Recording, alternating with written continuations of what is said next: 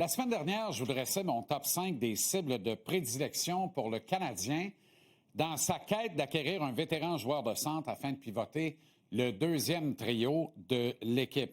Je précisais évidemment que Sidney Crosby devait demeurer au sommet de cette liste, mais qu'il valait mieux ne rien attendre en provenance de Pittsburgh. Ça a un peu changé depuis 10 jours, mais pas tant que ça, dans le fond.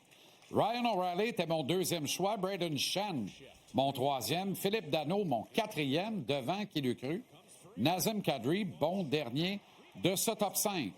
Mon collègue et ami, le par ailleurs excellent Nicolas Cloutier, signe aujourd'hui un texte sur le même sujet, appuyé sur le résultat d'une étude de statistiques avancées signée Sport Logic.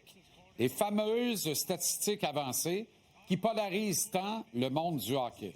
Habituellement, on retrouve des disciples convaincus ou des haters très vocaux quant aux stats avancées. Elles laissent très peu d'indifférents ou de mi-figue, mi-raisin. Et pourtant, j'en suis. Je crois aux stats avancées dans la préparation stratégique d'une équipe pour tel ou tel adversaire.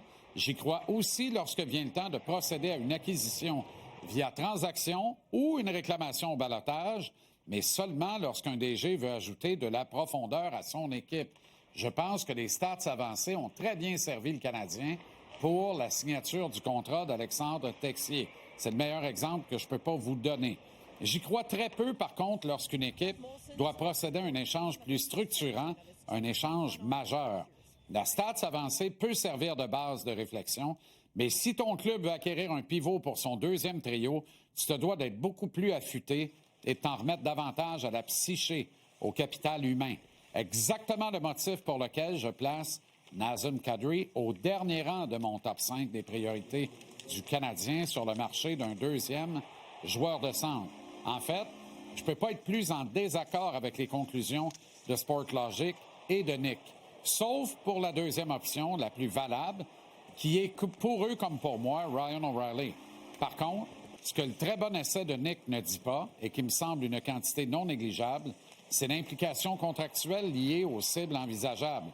Encore 3 autres saisons, 7 millions par année pour Kadri, comparativement à une seule autre campagne pour O'Reilly, et encore à un très alléchant 4,5 millions des running shoes.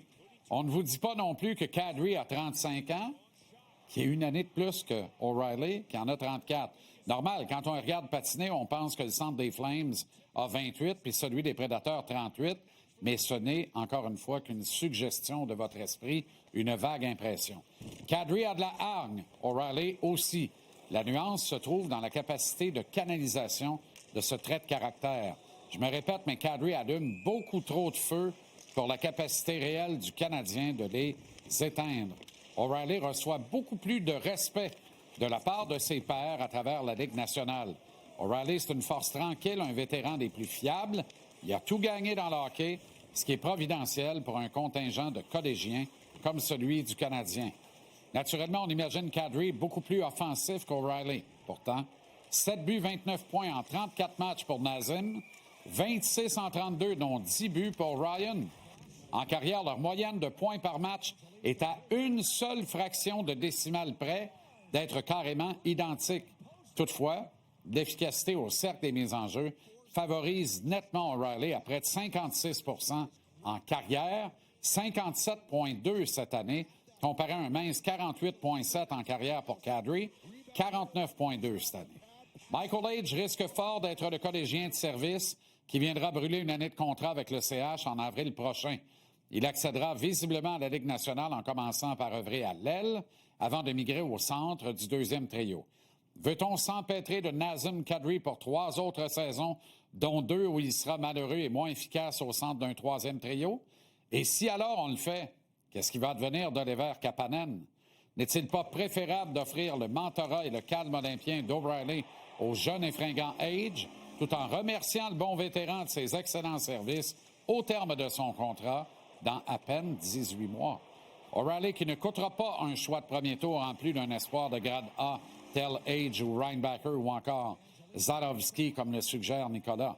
Défensivement, ou définitivement, devrais-je dire, que le centre de transition parfait pour le Canadien, ce doit d'être Ryan O'Reilly, qui, en quittant, laisserait Nick Suzuki, Michael Age, Oliver Kapanen et Jake Evans incarner la ligne de centre d'une équipe ambitieuse pour vrai.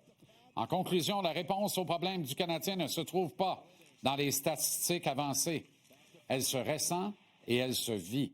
Sans quoi, qu'on installe tout de suite l'intelligence artificielle à la direction générale des équipes, ça va coûter pas mal moins cher.